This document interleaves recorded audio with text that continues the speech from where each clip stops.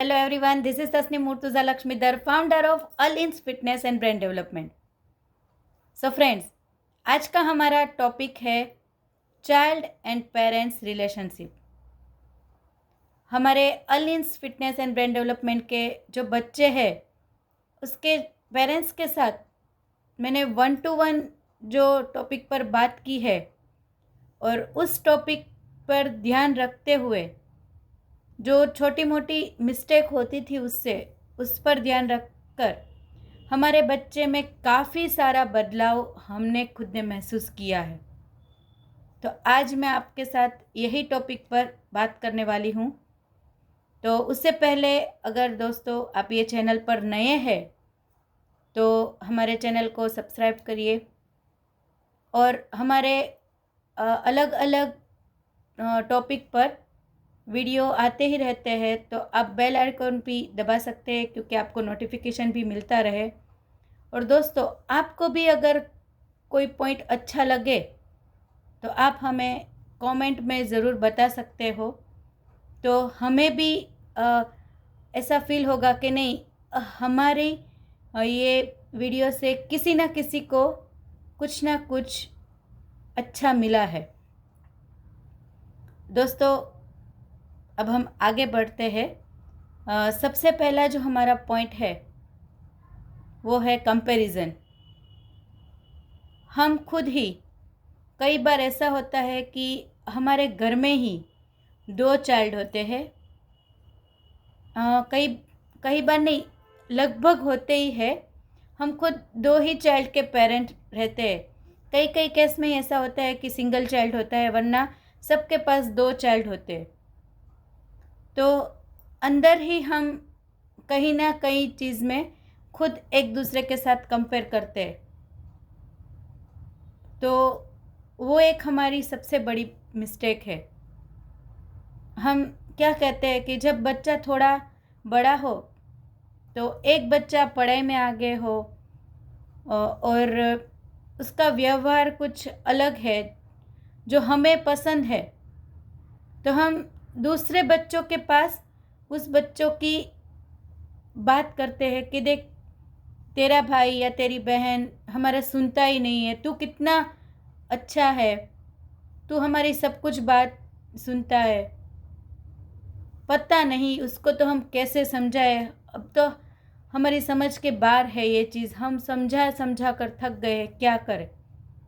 दोस्तों, आप जब वो बच्चों की बात, दूसरे बच्चों की बात आपके बच्चे से करते हैं तो जिससे आपने की है वो बच्चे का तो कॉन्फिडेंट लेवल हाई रहेगा। और मैं एक बात और भी कहती हूँ कि कॉन्फिडेंट लेवल हाई नहीं रहेगा, वो ओवर कॉन्फिडेंट हो जाएगा, क्योंकि आपने उसके सामने ही दूसरे चाइल्ड की, आपके ही दूसरे चाइल्ड की बात की है, तो वो आपके दूसरे चाइल्ड की इज्जत करना छोड़ देगा और उसको ऐसा लगने लगेगा कि नहीं, आई एम समथिंग, मैं तो कुछ हूँ, मेरे पेरेंट का देखो मेरा ये सब कितना पसंद है। और यहाँ से वो 2 चाइल्ड के बीच में जो बॉन्ड है वो भी कम होना स्टार्ट हो जाएगा। तो हमें एक गलती बिल्कुल नहीं करनी है।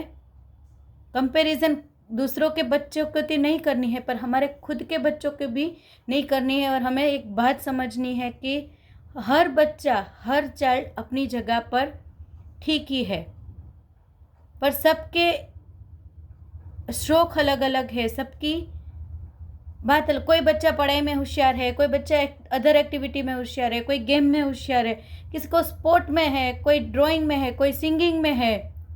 तो ज़रूरी नहीं है कि जो पढ़ाई में ही ब्रेव है वो ही बच्चा ब्रिलियंट है। उसकी वजह हमें समझना है हमारे बच्चों को कि ये क्या है, उसका हॉबी क्या है, और उसको हमें आगे लेकर जाना है। दूसरा मैं पॉइंट बताऊं तो जब पहला बच्चा है और हमारे पास दूसरा चाइल्ड आता है, तब हमारा टाइम 2 हिस्सों में बँट जाता है। पहले बच्चे को आदत है कि वो एक सिंगल चाइल्ड हमारे साथ ही रहता है, उसकी साथ किसी ने हिस्सा नहीं, उसका टाइम किसी ने बांटा नहीं है, तो अभी उसको एक अनसिक्योरिटी फील होती है कि अब इसके आने से मेरा पेरेंट्स मेरे से बढ़ गया है। तो वो अंदर है अंदर, बच्चा बहुत छोटा है, वो बता नहीं सकता कि उसके अंदर क्या चल रहा है। और हम भी एक चीज़ ऐसे सोच लेते हैं कि उसका जब टाइम था तब हमने उसी ये सब चीज़ उसके साथ भी की है, तो अब उसकी बारी है, उसको हमारे टाइम की ज़्यादा ज़रूरत है। तो हम उस बच्चे को देखते नहीं है, उसकी अंदर की स्थिति को हम फील नहीं करते हैं, और इसीलिए हमारा बच्चा अंदर से अकेला फील करने लगता है। तो उसकी वजह से हम एक चीज़ कर सकते हैं कि उसको हम इन्वॉल्व करके करें। उसको, वो छोटा जो बच्चा है, उसको हम जो कुछ भी चीज़ करें, उसको तैयार करते हैं, नहलाते हैं, कपड़े चेंज करते हैं, तो जो बड़ा बच्चा है उसको हम बता सकते हैं, देख तू छोटा था ना तब मैं तेरे साथ ऐसा करती थी, मैं तुझे ऐसे नहलाती थी, मैं तुझे ऐसे तैयार करती थी, मैं तुझे ऐसे खाना खिलाती थी। तो वो भी वो चीज़ में इन्वॉल्व रहेगा, और उसको भी वो बच्चे से कोई दिक्कत, कोई प्रॉब्लम नहीं आएगी, क्योंकि उसके अंदर एक सिक्योर जगह उसने कर ली है कि मेरी मम्मी पापा ने मेरे साथ भी ऐसा ही किया है, अब उसकी बारी है तो उसको कर रहा है, तो वो आपको हेल्प भी करेगा, और लाइफ टाइम तक वो दोनों चाइल्ड में बॉन्ड मजबूत रहेगा, एक दूसरे के साथ प्यार बरकरार रहेगा। हम काफ़ी बार देखते हैं कि बड़ा होने के बाद दो भाइयों में दो कुछ ना कुछ ऐसी ऊंच नीच रहती है कि कोई एक दूसरे को पसंद नहीं करता, एक दूसरे के साथ बॉन्ड नहीं है, बाहर कोई लोग ढूंढते बात करने के लिए, पर एक भाई दूसरे भाई से बात नहीं करता, पेरेंट्स से बात नहीं करता।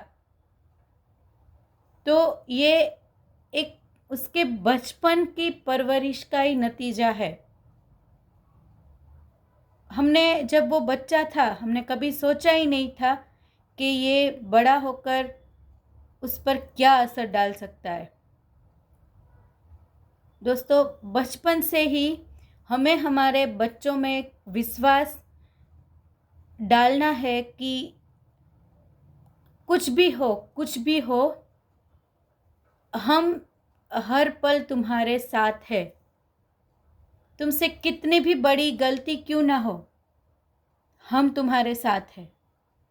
कई बार ऐसा भी होगा कि उससे कोई बड़ी गलती भी हो जाए बच्चे से, तो दोस्तों उस टाइम पर उसको डांटने की बजाय, उसको सुनाने की बजाय, पहले हमें बच्चे के साथ मिलकर उस सॉल्यूशन पर काम करना है। जब तक उसका सॉल्यूशन हमें नहीं मिलता, तब तक बच्चे से कुछ नहीं कहना है। एक सिक्योरिटी हमें उसको देनी है कि मैं तुम्हारे साथ हूँ, हम सब तुम्हारे साथ हैं। फिर ये सब सोल्व हो जाए, फिर बच्चे को जितनी गलती है, कई बार ऐसा है कि हमें उसे डांटना भी पड़े, तो डांट कर भी, समझा कर भी, जो भी तरीका उस टाइम पर हमें सही लगे वो तरीके से हमें बात करनी है। पर सबसे पहले हमें उसके साथ सॉल्यूशन पर ही बात करनी है।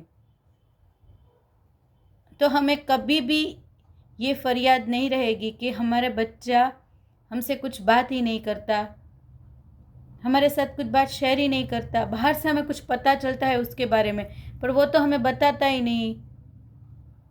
दोस्तों, उसमें हमारी ही कहीं ना कहीं गलती है। और दूसरी बात कि कुछ भी छोटी या छोटी अचीवमेंट जब बच्चा करे तो उसको अप्रिशिएट करना चाहिए। उसको कहना चाहिए, वाह, मुझे तो पता ही था कि तेरे से होगा ही, तू तो कर ही पाएगा, मुझे पता ही था। ये उसका खुद को कहना है, नॉट कंपैरिजन, किसी के साथ कंपेयर कर कर नहीं कहना है। और कई बार ऐसा भी होता है कि सबसे पहला क्वेश्चन हमारा क्या आता है कि तेरे दोस्त का कितना रैंक आया। कोई कंपटीशन हो या कुछ हो, तो हमारे कोई जान पहचान वाला है, उसका कोई दोस्त है, तो हमारी सबसे पहले क्वेश्चन यही आता है, उसका तो हमने जान लिया, सबसे पहला हमारा क्वेश्चन आता है कि उसका कितना नंबर आया।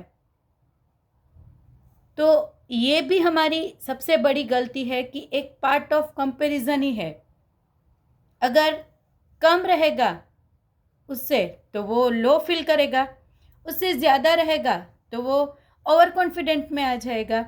दोनों चीज़ में नुकसान हमारे बच्चे का ही है। अगर हमें कंपैरिजन करना है तो उसको खुद को उसके साथ ही कंपेयर करो। देख, तेरी ये टेस्ट में, पिछली टेस्ट में इतने नंबर आए थे, वाह, ये टेस्ट में तो तूने इतने, इससे कई ज़्यादा नंबर आए।